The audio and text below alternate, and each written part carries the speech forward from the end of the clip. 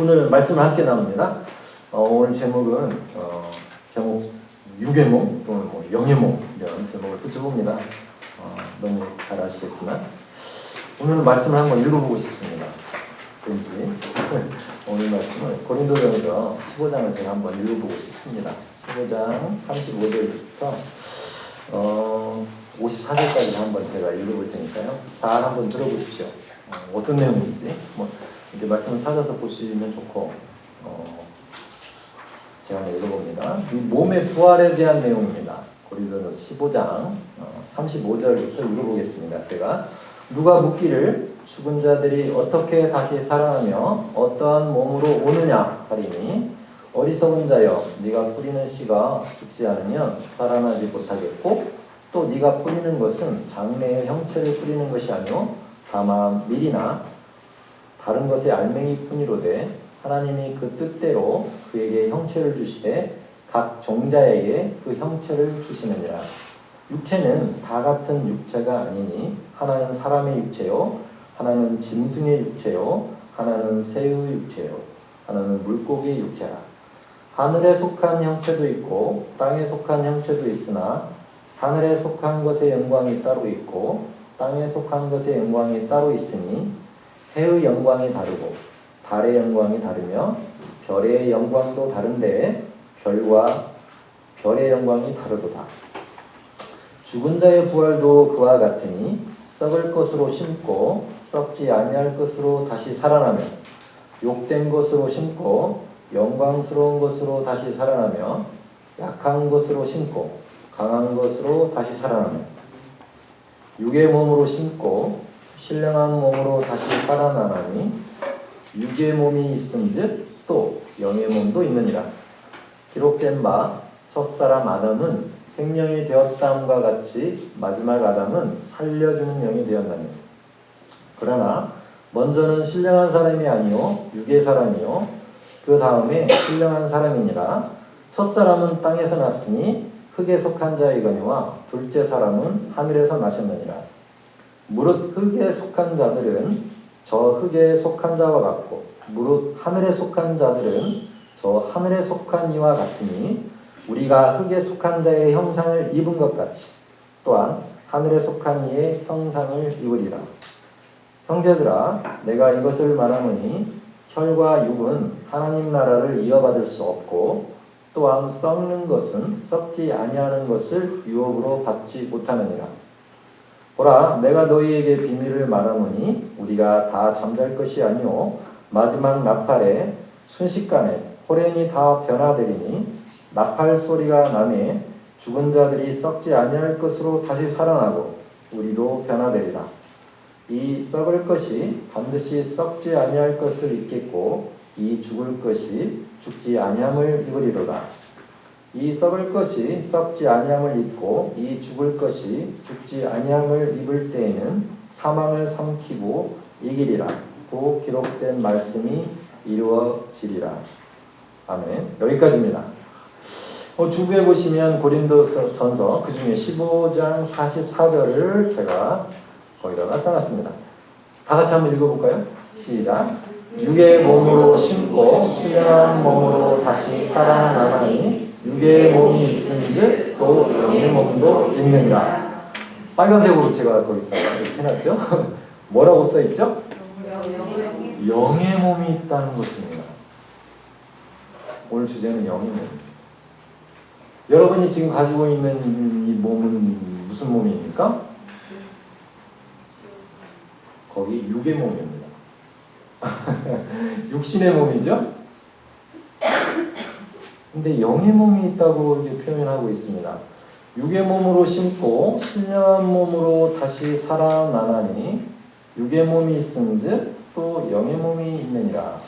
고린도전서 15장 말씀은 부활에 대해서 얘기하고 있습니다. 부활의 몸, 부활. 나중에 나팔 소리가 나면 주님이 오시고 나팔 소리가 나면 이 몸들이 변화된다고 이렇게 예언하고 있습니다. 아직 그때는 오지 않았는데 44절에는 육의 몸으로 심고 신령한 몸으로 다시 살아난다. 부활할 몸으로 다시 살아난다. 우리 썩어질 몸은 흙에서 왔기 때문에 흙으로 돌아가고 살아날 몸으로 신령한 몸으로 그러니까 영어로 찾아보니까 spiritual body 이렇게 육의 몸은 natural body, natural 자연스러운 몸, 그 다음에 신령한 몸 이렇게 구분을 해놨어요 성경에. 육의 몸이 있은즉 또 영의 몸도 있느냐 이렇게 표현을 해놨습니다. 그래서 제가 이번 주에 말씀을 묵상하다가 이 영의 몸에서 딱 멈추고 더 이상 진도가 안 나와요. 이 영의 몸이 뭘까? 영의 몸이 뭘까? 이 생각을 곰곰이 일주일 동안 했던 것 같습니다. 영의 몸. 우리가 예수님을 믿고 거듭나서 재창조된 영을 받으면 뭐가 바뀌었죠? 영이 바뀌었죠. 근데 혼과 육은 그대로죠? 안 맞아요. 안 맞아. 원래 영으로 가지고 혼과 육을 영혼 몸을 가지고 이렇게 태어났었는데 죄 가운데 있다가 예수님을 받아들이고 믿고 영이 바뀌었어요. 영만. 혼과 몸도 한꺼번에 바뀌면 얼마나 좋아요. 근데 그냥 이 땅에 사는 동안에 영만 딱 하니 좋게 변했어요. 거룩하게, 온전하게. 밸런스가 안 맞죠? 얼마나 불편하겠어요. 그런 생각을 오늘 이번 주에 해봤습니다. 여러분 편안하세요? 불편하세요? 우리 여러분의 영이 정말 존귀한 영으로 하나님의 걸작품, 하나님의 본성과 DNA로 거듭난 재창조된 아주 존귀한 영으로 바뀌었는데 우리 혼과 몸이 그걸 못 따라가네. 밸런스가 안 맞아요. 여러분 자연스러우세요? 아주 불편해요. 내 영은 깨끗한데 내 혼이 잡생각이 너무 많아. 내 영은 참 좋은데 하나님이 기뻐하시는데 내 육체가 말을 안 들어요. 시키는 거예요. 자꾸. 불편해. 여러분 안 불편하세요? 안 맞는다는 거죠. 안 맞아요. 원래 모습대로 안 맞아. 그냥 원래대로 태어난 그 거듭나지 않은 영과 혼과 몸을 가지고 살았을 때는 뭐 별 불편함이 없었어요. 왜냐면 똑같은 애들이야. 그냥 그 영이 낫고 혼이 낫고 몸이 나고 똑같아. 뭐 간섭의 여지가 없어. 그냥 그렇게 살다가 가면 돼. 근데 예수님 믿고 영이 바뀌었네. 근데 그냥 혼과 몸도 좀 바뀌었으면 좋겠는데 혼과 몸은 안 바뀌고 영만 바뀌어가지고 너무 불편하네요. 여러분 불편하지 않으세요? 저는 아주 불편해요. 불편하셔야 맞습니다. 안 맞아요. 밸런스가 안 맞아요. 임밸런스, 밸런스가 안 맞아요. 거추장스러워, 부자연스러워, 자연스럽지 않아요. 힘들어요. 영이 힘들어. 몸 때문에. 이 잘못된 생각 때문에, 잘못된 감정 때문에 영이 힘들어요. 너무 힘들어. 여러분 힘들지 않으세요? 힘들어요. 왜? 안 맞아요. 안 맞아. 예수님 그 영은 거듭났는데 이 생각이 아직도 안 바뀌었어. 몸도 힘들어요. 내 맘대로 안 따라가지고. 이상해. 이상하다는 생각을 이번 주 내내 했습니다. 평소에 아무 생각 없다가 이 말씀을 보고 육의 몸이 있고 영의 몸, 신령한 몸이 있다는 거예요. 앞으로 우리가 받을 몸은 이런 신령한 몸, 영의 몸을 나중에 받게 된다는 거죠. 지금은 받은 사람 없죠? 아직 주님이 안 오셨으니까. 그런데 그 우리 영에 맞는 몸이 있대요. 그게 30대의 몸인지 40대의 몸인지 20대의 몸인지는 잘 모르겠어요. 또 이 형상인지 제 젊었을 때 25살 때 제 얼굴이 부활의 몸으로 나타날 건지 아니면 이상한 다른 몸이 될 건지 알 수가 없네요. 안 가봐가지고. 근데 그 몸이 있대요. 영의 몸이 있다고 지금 오늘 얘기하고 있습니다. 오늘 여러분 모두 이 영의 몸에 대해서 깊은 묵상을 한번 해보시기 바랍니다. 오늘 주일입니다. 우리에게 소망이 있죠. 부활의 소망이 있습니다. 예수 믿는 모든 사람들에게는 주님 만나면 정말 부활할 몸을 입고 영원히 주님과 함께 살겠다 이런 엄청난 소망이 있어요. 세상 사람들이 볼 때는 미쳤죠. 미친 소리죠. 아직 보지도 않는 거 가지고 자기 혼자 자한테 꿈에 부풀어서 주님과 함께 부활한 영생의 몸을 입고 젊은 시절의 몸을 입고 영원히 좋은 곳에서 산다고 하니까 얼마나 비웃겠습니까? 우리가 나중에 있게 될 이 영의 몸을 한번 묵상해 보십시오. 어떤 몸일까? 어떤 몸일까? 너무 기대되고 뭐 아프지도 않을 건 당연할 것 같고 너무 좋을 것 같죠? 온전한 몸, 예수님과 같은 그 부활의 몸, 온전한 몸을 상상해 보십시오. 온전한 생각, 이 잡생각 말고 쓸데없는 생각, 뭐 그냥 남을 시기하는 생각, 또 원망하는 생각, 외롭다는 생각, 감정 이런 게 아니고 그냥 너무 온전한 생각, 이런 생각이 있다는 거예요. 온전한 거. 우리 영만 온전한 게 아니라 우리 혼과 우리 몸이 온전하다는 것을 한번 상상을 한번 해보시라는 뜻입니다. 얼마나 좋을까? 이 영의 몸이 얼마나 우리에게 좋을까? 기대하면서 한번 상상을 해보시기 바랍니다. 저도 일주일 내도 이 영의 몸에 대해서 묵상을 했습니다. 그래서 성경 말씀을 깊이 묵상하는 건 참 좋은데, 그래서 여러분도 우리 앞으로 부활할 때 주님 오셔가지고 부활할 때 입을 이 혼과 몸이 얼마나 좋게 할까 너무 기대되고 너무 좋습니다. 그때가 되면 부자연스럽지 않겠죠? 지금처럼 부자연스럽지 않을 겁니다. 그때가 되면 뭐 내가 뭐 할 것도 없어요. 굳이 말씀을 고백할 필요도 없겠죠? 뭐 몸이 온전해, 생각도 온전해. 우리 영은 온전한 건 말할 것도 없고 너무 좋아. 할 게 없어. 할 게 없어. 그런데 이 땅에 살면서는 우리의 생각과 몸이 아직 불안정해요. 그래서 할 일이 남았어요. 할 일이 있어요. 이 부자연스러운 거를 조금 더 자연스럽게 해야 되겠다. 자연스럽게, 조금 더 자연스럽게, 불편하니까 조금 자연스럽게 해야 되겠다. 그럼 영 보고 네가 바뀌어라 이렇게 할 수 있나요, 몸이? 혼이 이제 너 영이 좀 바뀌어라. 내 생각이 강하니까 네가 영이 좀 바뀌었으면 좋겠어. 이렇게 얘기할 수 있어요. 우리의 본질이 영이기 때문에 혼을 바꿔야 돼요. 우리 본질이 영이니까 몸을 좀 바꿔줘야 돼요. 그게 순서겠죠. 몸 보고 너 영 바뀌어라 이렇게 얘기할 수 없죠. 우리 본질이 영이니까. 그죠? 조금 자연스럽게 사시려면 우리 영적인 존재인 우리가 혼과 육을 조금 바꿔줘야 됩니다. 완전하지는 않지만 조금 더 바꿔줘야 됩니다.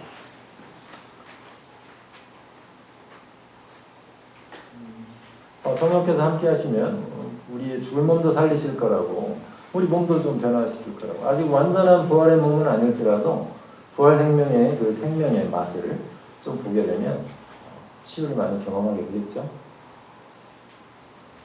조금 자연스럽게. 하나님께서 원하시는 것은 우리 안에 예수님께 전에 영광과 몸이 그 상태로 있었는데 영이 먼저 바뀌기를 가장 원하셨던 것 같아요. 한꺼번에 영광과 몸을 바꿔주시면 얼마나 좋겠어요. 우리 예수 믿을 때 그냥 이렇게 너무 좋을 텐데 우리 영을 탁 이렇게 바꿔주셨어요. 그렇다고 해서 혼과 몸이 안 바뀌길 원하신다? 그건 아니겠죠? 하나님께서도 우리의 생각이 좀 바뀌길 원하시고 또 우리의 마음도 좀 자연스럽게 되기를 참 원하셨어요. 그런데 하나님은 영이시니까 우리가 예수님을 영접할 때 영 먼저 바뀌는 게 맞다는 거죠. 영 먼저 바뀌는 게. 그 영 먼저 좋게 바뀌었어요. 그런데 그렇다고 해서 혼과 몸이 바뀌지 않기를 원하시는 게 아니고 바뀌기를 원하세요. 그거는 나중에, 몸은 나중에 우리를 완전히 온전하게 바꿔 주시겠죠. 근데 그 사이에 시간이 필요하잖아요. 근데 그 시간은 우리에게 맡겨주셨어요. 그 시간. 그 시간. 온전한 영을 가지고 우리 생각과 우리 몸을 어떻게 이렇게 다스릴 건지 우리에게 맡겨주셨다는 거죠. 우리가 주님 곁에 가면 너무 많은 것들이 온전하기 때문에 이 불완전한 것들의 그 좋은 점이 싹 사라져요. 변할 게 없어요, 이제. 근데 우리가 어떤 변화를 보면 참 기쁘잖아요. 우리 생각이 좀 바뀌면 얼마나 우리 아이들의 생각이 막 바뀌어가. 그럼 얼마나 기분이 좋아요. 우리 아이들이 막 성장하는 걸 보면 기쁘잖아요. 하나님도 똑같으실까. 우리가 계속 바뀌고 성장하면 얼마나 기뻐하실까. 1번이 영의 모험에 대해서 이렇게 묵상을 해봅니다. 욥기 32장 8절에 보면 그러나 사람의 속에는 뭐가 있다고요? 영이 있고 그 구약에도 이렇게 딱 영이 있다고. 전능자의 숨결이 사람에게 깨달음을 주시나요? 전능자의 숨결이 우리 안에 살아계셔서 사람들에게 깨달음을 주시는, 깨달아 알 수 있는 마음을 주시는. 너무 좋은 말씀이죠? 아까 읽은 말씀 중에 고린도서 15장 49절 50절을 제가 한 번 더 써봤어요. 우리가 흙에 속한 자의 형상을 입은 것 같이 또한 하늘에 속한 이의 형상을 입으리라. 놀랍습니다. 너무 말씀이 좋습니다. 형제들아 내가 이것을 말하노니 혈과 육은 하나님 나라를 이어받을 수 없고 썩는 것은 썩지 아니하는 것을 유업으로 받지 못하느니라 라고 말씀하고 있습니다. 육의 몸과 영의 몸이 딱 분리가 되는 거예요. 우리 육의 몸은 가져갈 수 없어요. 나중에 영의 몸을 우리가 입게 될 건데 그것을 더 사모하세요. 이 세상에 사는 동안에 몸이 중요하지 않다는 뜻이 아니라 더 좋은 게 기다리고 있으니까 너무 고민하지 말라는 뜻입니다. 너무 고민하지 마시고 우리 생각이 좀 잘못됐다 하더라도 시간이 지나면 그 완전한 때가 오면 온전해질 거겠죠. 너무 고민할 건 없고 그 대신 이 땅에 사는 동안에 조금 더 우리 생각을 바꾸고 또 우리 몸을 바꿔나가면 좋을 것 같습니다. 54절에는 이 썩을 것이 썩지 않음을 입고 아니함을 입고 이 죽을 것이 죽지 아니함을 입을 때에는 사망을 삼키고 이기리라 기록된 말씀이 이루어지리라 이렇게 말씀하고 계십니다. 이건 이사야서의 말씀을 인용한 말씀이죠. 사망을 영원히 멸하실 것이라는 이사야서 25장 8절 말씀을 인용한 말씀입니다. 사망을 삼키고 이긴답니다. 그래서 사망은 이제 없어진대요. 그래서 다 부활해서 영원히 산다는 것이죠. 놀랍습니다. 마가복음 12장 25절에는 사람이 죽은 자 가운데서 살아낼 때에는 장가도 아닌가고 시집도 아닌가고 하늘에 있는 천사들과 같으니라. 이 모습이 어떤 모습인지 잘 모르겠어요. 한번 가봐야 할 것 같으니까요. 기대하시고 같이 가서 한번 보시죠. 우리가 할 말을 너무 참으면 병이 납니다. 욥기에도 이런 표현이 있어요. 32장 18절 20절 말씀에 욥의 친구 3명이 자꾸 욥을 정죄하죠. 욥은 자기는 잘못한 게 없다고 자꾸 얘기하고 이렇게 얘기하는데 엘리후라고 하는 사람이 이렇게 표현을 합니다. 내 속에는 말이 가득하다. 말이 가득하니 내 영이 나를 압박함이라. 보라 내 배는 봉한 포도주통 같고 터지게 된 새 가죽 부대 같구나. 내가 말을 하여야 시원할 것이라. 내 입을 열어 대답하리라. 말하고 싶은데 말하세요. 그래서 이 엘리후도 말하고 싶어가지고 이 영 안에 할 말이 막 잔뜩 있어요. 이 말이 가득하대. 내 속에 막 하고 싶은 말이 잔뜩 있는데 이 내 영을 내 영이 나를 압박하면 영이 막 하고 싶은 말이 있어요. 그러면 하세요. 여기 와서 예언을 하셔도 되고 또 누군가한테 하고 싶은 말씀 있으시면 참으면 병나요. 혼이 망가져요. 영이 하고 싶은 말들이 많이 있으시면 그냥 하세요. 유심적으로도 하시고 그냥 서로 얘기하시고 하고 싶은 말이 있으시면 예배 가운데 나와서 하실 때 그냥 하셔도 돼요. 대신 너무 이상한 건 제가 절제를 시킬게요. 너무 덕이 안 되는 말 그런 말들은 절제를 시키고 나머지 하고 싶은 말씀 있으시면 하셔도 돼요. 왜냐면 이렇게 포도주가 통이 터질 것 같아요. 자 영이 터질 것 같아 말하고 싶어가지고 그럼 해야죠. 들어주는 사람 옆에 가서 하세요. 안 들어주면 하지 마시고 혼자 있을 때도 하셔도 돼요. 혼자 있을 때 하시는 분 계시죠? 저 가끔 혼자 있을 때 얘기하는 거. 여러분 안 그러세요? 들을 사람이 없으면 그냥 혼자 있을 때 옆에 있다고 생각하고 얘기하세요. 하나님이 옆에 계시다고 얘기하고 생각하고 말씀하시라는 뜻이고 이렇게 얘기하세요. 그래야 마음이 편해진대요. 내 말을 하야 시원할 거라. 시원할 거라. 여러분 너무 하시고 싶은 말씀을 참지 마시고 하세요. 그래야 영이 편안하대요. 그래야 영이 우리 온전한 영이 편안하대요. 그래야지 혼도 몸도 괜찮지 않겠어요? 아시겠죠? 처음 들어줄 사람이 없으면 혼자라도 하세요. 열심히 주님께도 말씀하시고 이렇게 하십시오. 오늘은 또 하나 두 번째 주의 일과 나의 일을 조금 구분해서 이렇게 얘기를 좀 나눌까 해요. 우리는 이제 이렇게 육의 몸이 있고 영의 몸이 있다고 아까도 말씀드렸고, 또 하나는 주의 일. 고린도전서 15장 57, 8절에 보니까 우리 주 예수 그리스도로 말미암아 우리에게 승리를 주시는 하나님께 감사하노니 그러므로 내 사랑하는 형제들아 건실하며 흔들리지 말고 항상 주의 일에 힘쓰는 자들이 되라. 이는 너희 수고가 주 안에서 헛되지 않을 줄 압니다. 주의 일이 있나 봐요. 주의 일. 항상 주의 일에 힘쓰는 자가 되라. 이는 너희 수고가 주 안에서 헛되지 않는다. 이렇게 말씀하세요. 우리가 주 안에서 뭔가 일을 조금이라도 뭔가를 하고 계시면 그 수고가 헛되지 않는다. 땅에 떨어지지 않고 기업될 뿐만 아니라 잘했든 못했든 열심히 조금이라도 뭔가를 하고 계시면 그게 헛되지 않는 일이다. 이렇게 얘기하고 있어요. 여기 보니까 주의 일이라고 또 딱 나오죠. 그래서 주의 일이 뭘까? 그럼 내 일은 뭐고?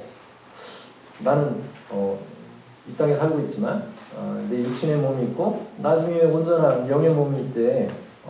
이렇게 묵상을 하면서 주의 일과 나의 일을 조금 이렇게 생각해보는 일주일이었어요. 저한테는. 근데 여러분도 주님의 일이 뭐고 나의 일이 뭘까? 이렇게 한 번씩 생각을 해보시기 바랍니다. 마가복음 12장 30절, 31절에는 너무 부담스러운 말씀이 써 있습니다. 예수님께서 하신 말씀이 네 마음을 다하고 목숨을 다하고 뜻을 다하고 힘을 다하여 주 너의 하나님을 사랑하라 하신 것이요. 둘째는 이것이니 네 이웃을 네 자신과 같이 사랑하라 하신 것이라. 이보다 더 큰 계명이 없느니라. 내가 너희를 사랑한 것 같이 너희들도 서로 사랑하라. 그리고 하나님을 사랑하라고. 제가 어떻게 하나님을 사랑해요? 나도 나 자신을 사랑하지 못하는데 가끔은 그렇게 생각될 때도 있죠. 나도 나 자신을 사랑하는 거죠. 옆 사람도 말할 것도 없고 어떻게 하나님을 제가 사랑합니까? 우리 자녀들이 부모를 사랑하려고 열심히 하면 그렇게까지 할 필요 없어 이렇게 얘기할 때가 있어요. 네가 부모를 어떻게 사랑해?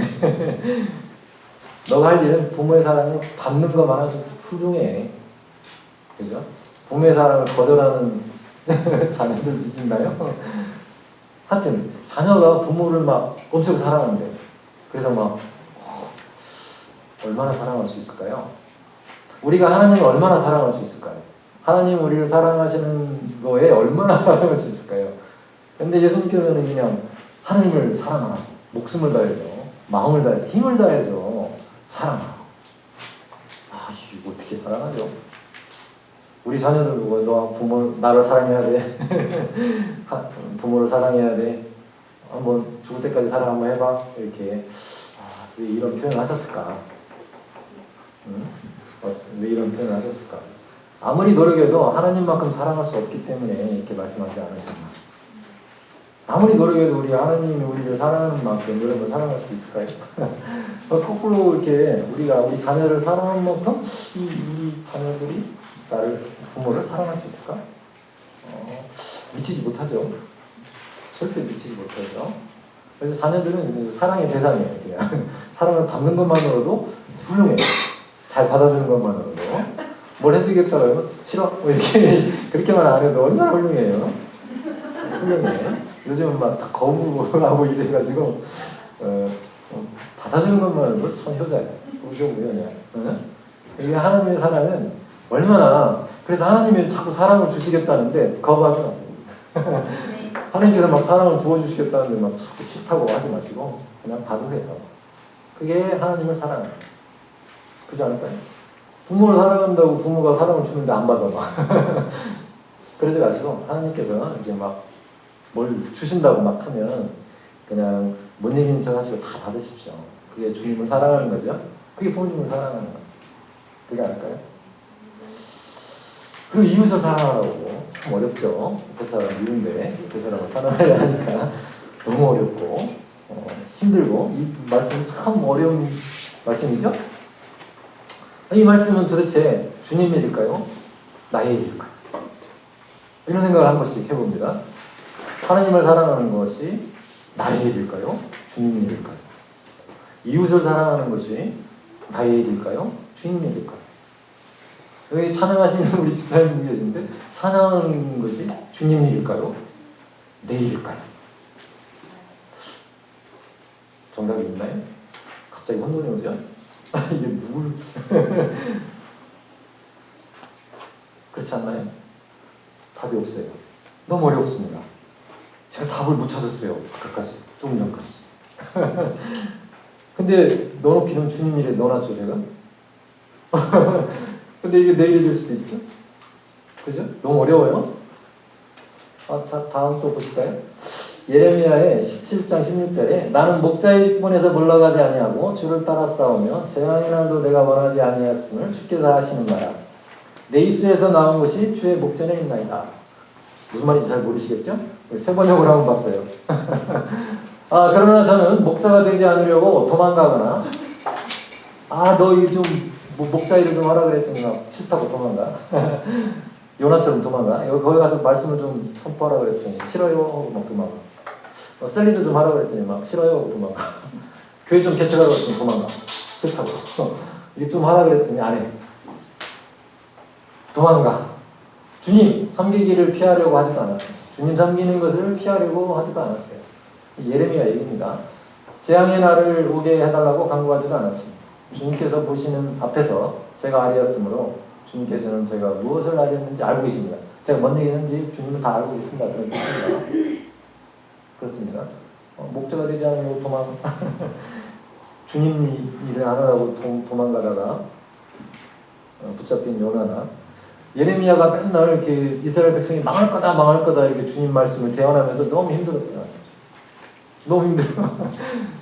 주님 말씀대로 하자니 그냥 맨날 나쁜 얘기만 해야 되고 이게 참 다른 사람들한테 요구도 먹고 한다고 해서 이 뼈에 사무치게 주님 말씀을 선포하지 않을 수는 없고 그가 예레미야의 범인이 막 느껴져요.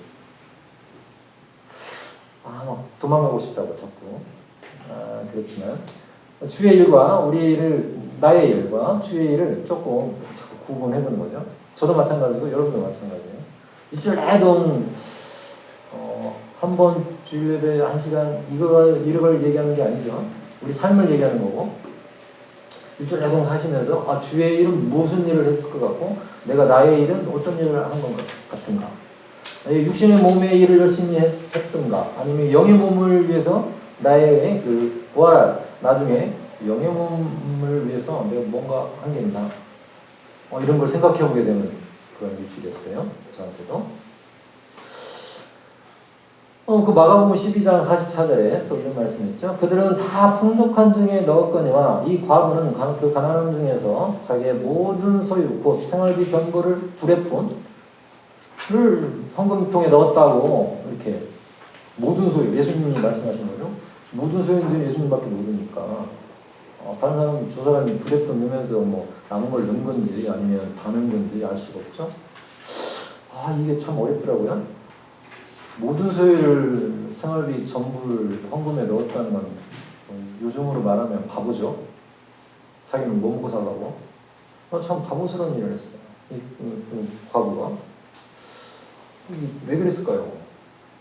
자기도 먹고 살아야 되는데 돈 얼마 있지도 않은데 왜 헌금통에다 가놓고 자기는 죽으려고? 먹고 살아야 되는데 왜 그런 일이 있었을까요? 예수님 시대에 모든 소유라고 표현합니다. 모든 소유, 생활비 전부를 넣었다. 계획도 없으면서 어떤 계획을 가지고 넣었을까? 이게 주님 일인가 내 일인가? 내일에다 넣어놓으면 좋은데 제가 주님 일에다 넣었어요. 이거를 왜 그랬을까요? 참 희한하죠. 결정을 못했어요. 근데 주님 일에 좀 더 가깝지 않나? 그래서 이렇게 생각이 듭니다. 여러분이 가진 모든 것을 그냥 다 털어놓을 수 있을까요? 유형으로 보면 참 바보스러운 일인데 왜 그랬을까요? 우리 자녀가 가진 전부를 그냥 부모님한테 준다고 자기는 굶으면서 부모님한테 막 거꾸로 이렇게 생각을 한번 해보시죠. 우리 자녀가 자기 용돈이 10만 원 있어. 만 원인가? 만 원이라 합시다. 만 원 있는데 자기 먹고 살 건데 이거를 부모를 위한다고 부모를 다 줬어. 자기 전재산을 부모한테. 부모는 어떻게 생각해야죠? 너 왜 그래? 너 그럴 필요 없어. 네가 가진 정보를 이렇게 나한테 부모는 더 많잖아요. 뭐 사람들도 많고 많은데 얘가 5살짜리가 아니 10살짜리로 합시다. 10살짜리가 자기가 가진 돈 10만 원을 그냥 전부 다 부모를 위해서 그냥 헌금통에 넣었대. 부모 맛있는 거 사 먹으라고. 자기는 굶으면서. 이거 어떻게 받아들여야죠? 어떻게 받아들일까요? 주님 일인가요? 내 일인가요? 기뻐해야 되나? 어떻게 해야 되나? 그 효자다. 부모를 이렇게 어버이날 막 자기 용돈 다 떨어가지고 자기는 과자 하나 못 사 먹으면서 야, 지가 뭐 좋은 걸 사줬네. 어떻게 생각해야죠? 많은 고민에 빠졌습니다, 제가. 여러분 어떠신가요? 이렇게 하나님께 드리는 게 맞나? 하나님은 어떻게 생각하실까? 이런 생각도 들고 여러 가지 생각을 하게 합니다. 이 구절에서. 난 내 모든 것을 주님께 드릴 수 있나? 여러분 어떠십니까? 지지난주에 지금 알파가 지금 병원에 진행되고 있는데 한 자매가 있었어요. 그 자매는 간호사예요. 지금 술빵을 하고 있는데 부모님이 요르단으로 선교 가셨대요. 딸만 내려놓고.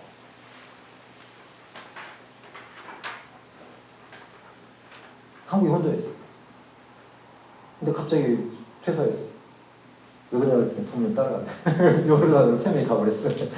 선교하러. 내 모든 소유를 이렇게 드린다. 이게 어느 정도의 의미를 가지고 있는지 한번 좀 생각이 들었어요.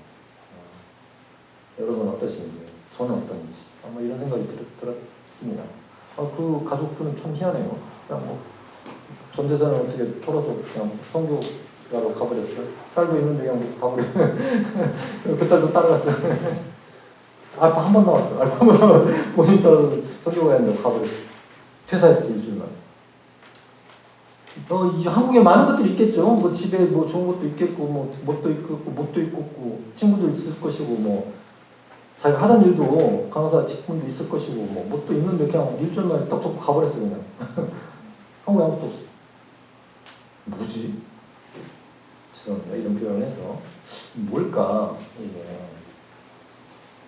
하나님은 정말 이걸 원하시는 건가? 우선순위를 생각하게 되기도 하고, 올인한다는 표현이 어떤 건지, 주님을 위해서 올인하는 게 어떤 건지, 이 주님 일을 그렇게 하는 것인지. 제자들은 그냥 다 먹고 예수님을 따라갔죠? 그냥 그냥 다 자기를 믿고 그냥 따라가고 있어요. 제자들도 그랬고, 선교하시는 분들도 그냥 저 먹고 가버려요. 몰라, 내일 일은 몰라요. 그런 배짱이 어디서 나올까? 내일 일을 걱정을 안 해. 이 과부도 내일 일을 걱정했으면 이 두렵돈을 다 넣지는 못했을 건데, 내일 일을 생각하지 않고 주님 일에 그냥 올인을 해버렸어요. 그랬을 때 어떤 일이 벌어질까? 라는 거죠. 그 다음을 우리는 생각을 못해. 그 다음을 한번 생각해보세요. 부모한테 얘가 10만 원 용돈을 줬는데 얘가 그냥 부모님을 위해서 그냥 10만 원짜리 자기 돈이 없어. 과자도 못 사먹고. 그때 부모는 어떻게 할까? 여러분이 부모 입장에서 한번 어떻게 할 것 같아요? 용돈을 올려주지 않을까요? 다음부터 그렇게 하지 마. 엄마 아빠 10만 원 필요 없어. 지갑 필요 없어. 좋은 거 필요 없어. 너 써. 근데 얘가 자기 모든 걸 다 줘, 부모한테. 너무 부담스러워. 이 부모 입장에서 어떡하지? 용돈 20만 원 올랐어. 얘가 나중에 또 20만 원 줬더니 10만 원 엄마 주고 10만 원 써야 되는데 얘가 또 이상한 짓거리 할까봐 걱정이 되긴 하지만 하나님께서 어떠실까? 우리가 오리를 했는데 하나님께서 그냥 날려주실까? 우리가 뭐 더 큰 축복을 받고자 그러는 것이 아닌데 그런데도 불구하고 하나님께서 더 놀라운 축복을 주시지 않을까? 여러분은 그 올인한다는 게 어떤 의미인지는 조금 말은 들었지만 직접 행동을 하거나 또 상상을 해보면 또 좀 다른 의미예요. 그죠? 다른 의미인데 그랬을 때 부모는 어떻게 할 거냐? 당연히 용돈을 올려주고 더 이 아이를 좀 더 이렇게 배려하지 않을까? 출애굽기 10장 2절에는 네게 내가 애굽에서 행한 일들 곧 내가 그들 가운데서 행한 여러 가지 표징들을 네 아들들과 네 자손의 귀에 전하게 하기 위함이라 너희는 내가 여호와인 줄 알리라 이렇게 나와 있습니다. 이 장면은 여러 가지 그 기적들을 통해서 출애굽을 하는 과정입니다. 그런데 바로의 마음을 완고하게 하시고 계속 못 나가게 하죠. 그러다가 내가 왜 이렇게 기적들을 이렇게 자꾸 보여주면서 한 번에 그냥 처음부터 장자들을 이렇게 죽였으면 처음부터 이렇게 나가게 할 수도 있는데 10번에 걸쳐서 이렇게 여러 가지 재앙과 또 표적과 기사들을 보여주시면서 바로의 마음을 완악하게 하시고 결국에는 이제 출애굽을 하게 되는데 그 이유에 대해서 이렇게 딱 네 아들과 네 자손의 귀에 전하기 위함이다. 이스라엘 백성들에게 또 하나님의 자녀들에게 하나님을 좀 더 알게 하기 위해서 그렇게 하셨다 그런 말이에요. 하나님의 의도를 아셔야 됩니다. 하나님의 의도를.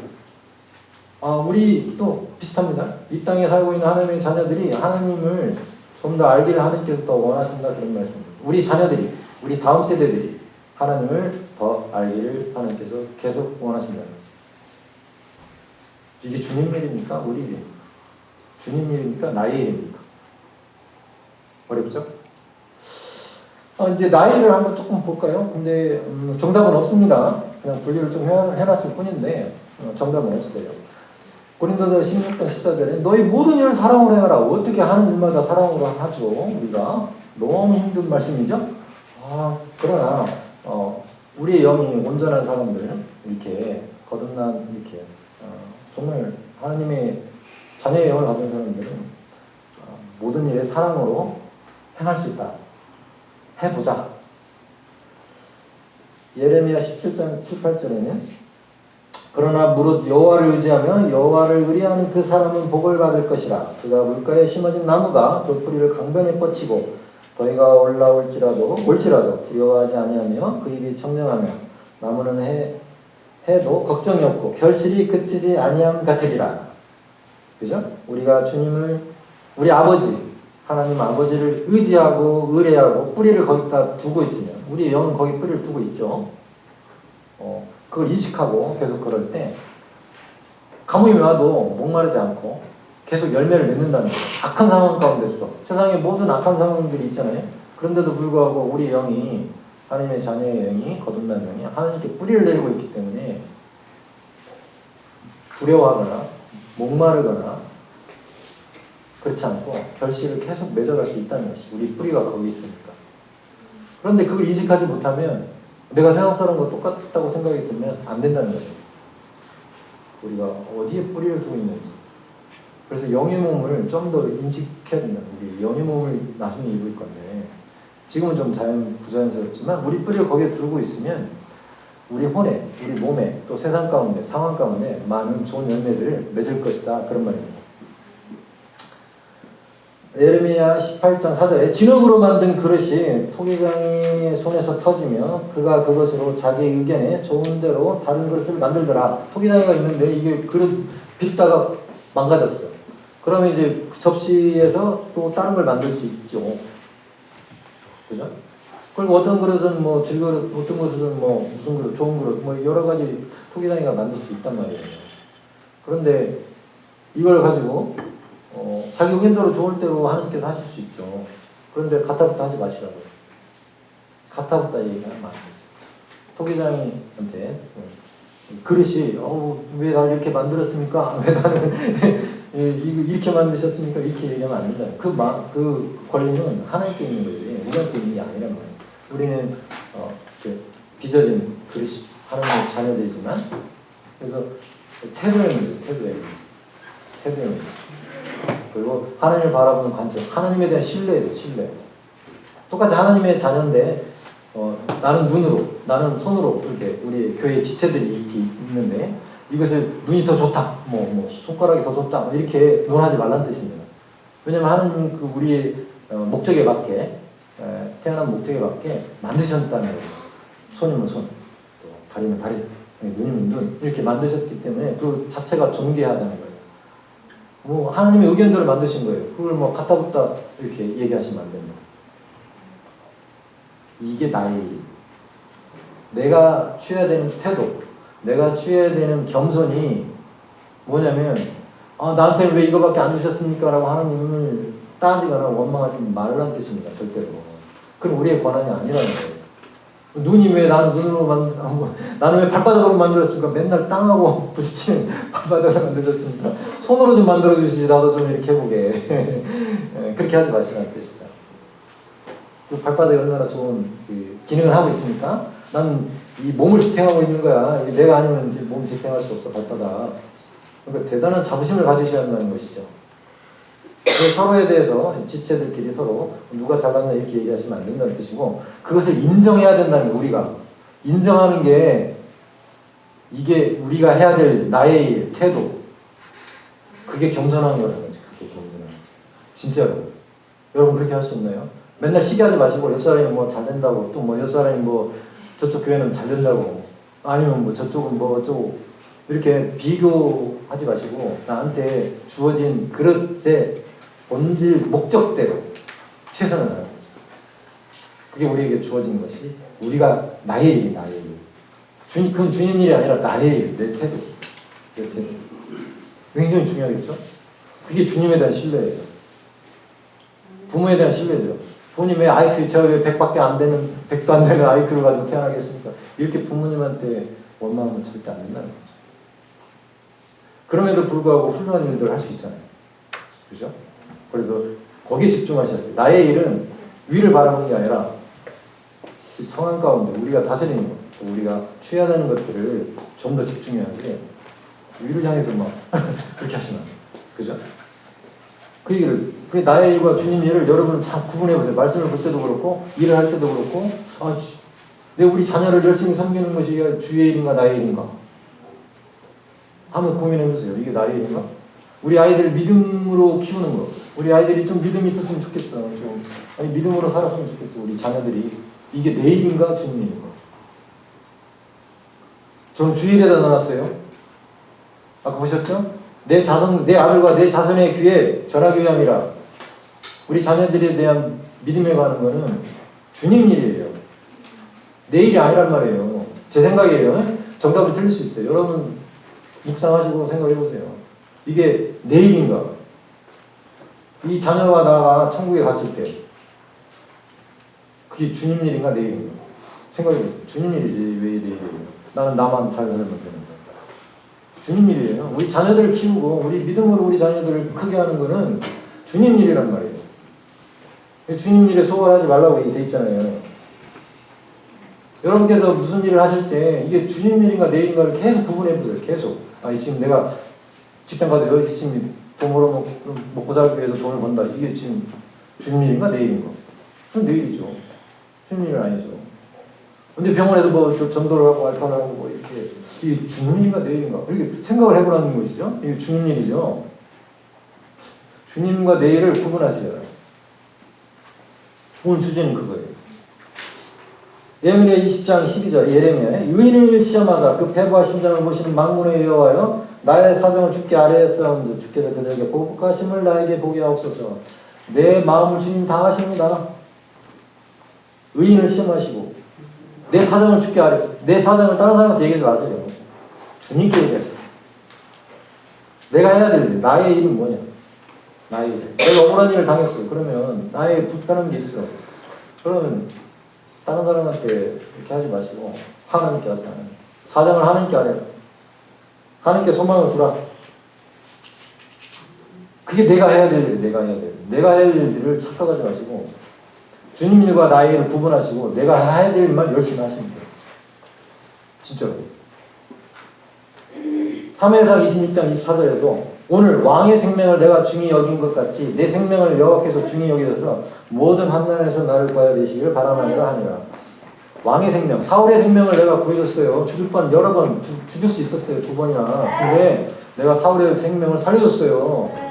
그러면서 다윗이 하는 이 고백이 뭐라고 그러냐면 만군의 여호와여 여호와께서 왕의 생명을 내가 중히 여긴 것 같이 사울의 생명을 내가 중히 여겨준 것 같이 내 생명을 여호와께서 중히 여겨달라고 이렇게 얘기하고 있어요. 내가 해야 될 일은 다른 왕을 생명을 귀하게 여겨주는 거예요. 그러면 내가 환난에 빠졌을 때 내가 죽을 위기에 처했을 때 내 생명이 구원을 받게 해달라고 하는 게 얘기하고 있는 거예요. 내 할 일과 주님이 할 일을 혼돈하지 마시고 내가 해야 될 일은 이웃을 사랑하는 거죠. 그래서 사울을 안 죽이는 거예요. 생명. 내가 죽을 수 있는데 안 죽이는 거예요. 저 사람 걸 내가 가져갈 수 있는데 안 가져가는 거예요. 그 누구한테 달라고요? 내가 어려울 때 누구한테? 하나님께. 하나님이 그것을 내 생명이 위급할 때 하나님께서 내 생명을 중히 여기셔서 구하실 거라 그런 말이에요. 내가 할 일과 하나님 그 일은 하나님이 하실 일이고 이 일은 내가 해야 될 일이야. 내가 이웃을 사랑하는 건 내가 해야 될 거고 그 이웃을 사랑해서 내가 뭐 주님부터 받을 수 있는 것들은 주님이 하실 일이고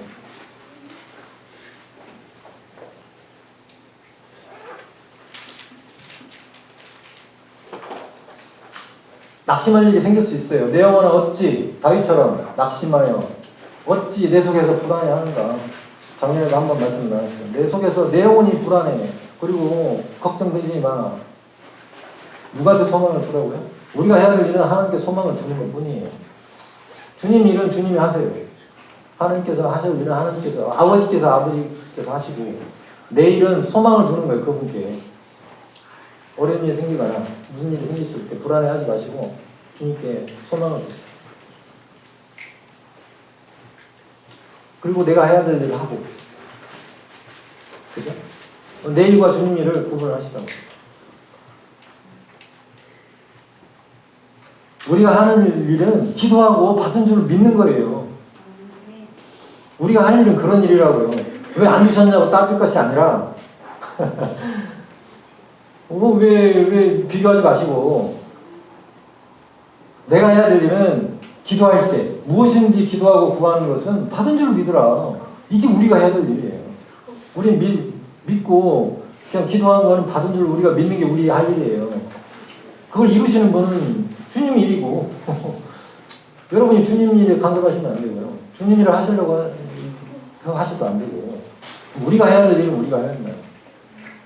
그죠? 우리가 해야 될 일은 기도할 때 믿고 받은 줄로 믿는 거예요. 그러면 그대로 된다고. 그 일은 주님이 하시는 일이고. 사무엘상 30장 6절에도 백성들이 자녀들 때문에 마음이 슬퍼서 다윗을 돌로 치자 하니 다윗이 크게 다급하였으나 그의 하나님 여호와를 힘입고 용기를 얻었다가 놀랍습니다. 말씀에서도 나온 말씀이에요. 너무 믿는 자들에게는 이래야 된다는 거죠. 너무 좋아요. 마가복음 16장 마가하는 사람은 굉장히 성격이 급하대요. 어제 들었어요? 성경에 16장 15절 18절 말씀인데 한번 다 같이 한번 읽어볼까요? 마지막 슬라이드에 시작. 또 이르시되 너희는 온 성에 다니며 만민에게 복음을 전파하라. 믿고 세례를 받는 사람은 구원을 얻을 것이요 믿지 않는 사람은 정죄를 받으리라. 믿는 자들에게는 이런 적이 있다니 곧 그들이 내 이름으로 귀신을 쫓아내며 새 방언을 말하며 뱀을 집어올리며 무슨 독을 마실지라도 해를 받지 아니하며 병든 사람에게 손을 얹으며 나으리라 하시라. 복음을 전파하래요. 예수님께서 마지막 승천하시기 전에 마지막 마가가 쓴 복음서에 이렇게 복음을 전파하라. 믿고 세례를 받는 사람은 구원받을 것이다. 믿자마자 세례 줘라. 침례 베풀어라. 요즘 저희가 여름에 침례식을 한번 하려고요. 하여튼 믿고 침례 해라 바로. 그럼 구원받을 거야. 그걸 믿는 자들은 이런 표적에 따른대요. 귀신도 쫓아내고 새 방을 말하고 뱀을 집어올린다. 이게 제가 어제 받은 말씀이에요. 뱀을 여러분 왜 하와가 사과를 따먹을 때, 선악과를 따먹을 때 뱀이 옆에 왔는데도 하와가 싫어하지 않았어요. 왜 그러죠? 지금 뱀을 여기다 갖다 놓으면 여러분 놀래서 자빠질 거예요. 다 도망갈 거예요. 뱀 싫다고. 뱀 좋아하지 않아요. 뱀 아주 나빠. 아주 좋지 않아. 아주 징그라. 이상하게 생겼어. 그런데 하와가 이 뱀을 보고 뱀이 시키는 대로 사과를 따먹었거든. 왜? 그 당시에는 뱀이 아름다웠대. 아름다웠대. 그 성경사님 말씀이에요. 저도 듣고 지금 전화를. 뱀이 아름다웠대요. 그러니까 하와가 뱀을 보고도 도망가지 않고 뱀이 하는 얘기를 이렇게 들었어요. 그래서 사과를 따먹으라고, 선악과를 따먹으라고 유혹을 했단 말이에요. 뱀이 아름다웠대요. 그래서 그 말을 듣고 따먹었대요. 그 다음부터 하나님이 뱀에 저주를 주셔서 망가졌어요. 뱀이. 사람도 망가졌지만 영적으로 죽었죠. 하나님으로부터 멀어져서. 그 다음부터는 뱀이 징그럽대요. 서로 원수가 되어버렸어. 사람하고. 남자들이 봐도 뱀 징그러. 근데 여자분들은 더 싫어해요. 막. 왜? 그때 원수가 됐어요. 그때는 아름다웠대. 근데 그 다음부터 원수가 됐어요. 하나님의 말씀이 거의되기 때문에. 우리에게는 이 뱀을 집어올릴 믿는 자들에게는 뱀을 집어올릴 수 있는 능력이 있대요. 뱀. 우리가 싫어하는 거, 우리의 원수, 사탄, 얘들을 그냥 집어올릴 수 있는 그런 능력이 있대요, 우리에게. 그죠? 사탄을 우리가 이렇게 뱀을 집어올리고 손을 얹은 즉 나으리라. 병든 사람이 손을 얹은 즉 낫고 복음을 전하고, 우리 할 일이 여기 다 써놨어요. 복음을 전하고 세례를 베풀고 방언을 말하고 귀신 쫓아내고 뱀을 짚고 사단의 권세를 다 파하는 게 뱀을 집어올리는 거래요. 이해하셨죠? 무슨 독을 마실지라도 여러분을 해하게 하는 어떤 것들이 있어도 해하받지 않는데요. 사도 바울처럼. 우리는 그런 존재예요. 우리가 손을 얹으면 병이 나는데요. 우리에 대해서 다 써놨어요. 우리가 해야 될 일과 나의 일이 어떤 건지. 우리가 해야 될 일은 손을 얹는 거지. 낫게 하는 거 하나님이 하시는 일이고. 우리가 해야 될 일과 주님 일을 구분하시라고. 또. 우리가 해야 될, 믿고 받은 줄 믿는 것이 우리가 해야 될 일이고, 그 다음 일은 주님이 하실 거고, 주님과 우리를 구분하시라고. 우리 복음을 전하라고 했어요. 구원하라, 영혼을 구원하라고 하시면 그 일은 성령께서 하시는 일이지 여러분이 하는 일이 아니에요. 저도 몰라, 저도 못해. 우리가 해야 될 일은 복음을 전하는 일이야. 근데 내가 영혼을 구원할 수 있는 것처럼 생각하지 마시라고요. 그건 성령께서 하시는 일이에요. 주님과 내 일, 오늘 얘기하잖아요. 오늘 주제는 주님과 내 일을 구분하시라고요. 구분. 우리 육신의 몸과 영의 몸을 구분하듯이 우리가 나중에 받을 영의 몸을 소망해 주듯이 주님과 우리를 구분해 주세요. 우리 해야 될 일은 성경에 다 돼 있어요. 믿는 자들은 이렇게 담대하게 하는데 나올까 말까 고민하지 마시고 그 일은 우리 일이 아니야. 그건 우리가 해야 될 일이 아니야. 그 일은 주는 일이니까 우리는 그냥 손 얹는 거예요. 우리는 복음을 전하는 거예요. 우리가 영혼 구하는 게 아니야. 그분이 하시오. 성령께서. 그죠? 세례를 베푸는 것도 우리가 해요. 근데 구원하시는 건 그분이 해요. 우리가 할 일은 믿는 거예요. 믿고 구하는 거예요. 그러면 그대로 되리라. 그건 주님이 하는 일이고. 구분 됐죠? 그래서 뱀을 집어 올리라고 했으니까 뱀을 집어 올리세요. 도망가지 말고. 죄송합니다. 또 격해졌네. 뱀을 집어 올리세요. 사탄을 집어 올리시고. 이거 밟으셔야지. 뱀 무섭다고 도망가지 마시고. 앞으로는 뱀을 쫓아다니시고. 집어 올리시고. 오늘 우리가 해야 될 일과 주님이 하실 일을 구분하시고. 좋습니다. 여기까지 하겠습니다. 기도하시겠습니다. 박수는 안 치셔도 돼요. 기도합니다. 하나님 감사합니다. 우리에게 정말 하나님의 생명을 주셨습니다. 우리가 나중에 정말 우리가 입을 영의 몸, 부활할 몸을 소망합니다. 이 땅에 살면서 우리 영이 정말 완벽하고 거룩하고 존귀한 영이 우리의 생각과 우리 몸을 바꿔나가기를 원합니다. 또한 주님 일과 나의 일을 구분하고 정말 우리가 해야 될 일들을 이 땅에 살면서 주님의 자녀답게, 하나님의 자녀답게 그 일들을 하면서 그 신성한 부활의 몸을 소망하는 그런 저희들이 다 될 것입니다. 예수님의 이름으로 기도합니다. 아멘.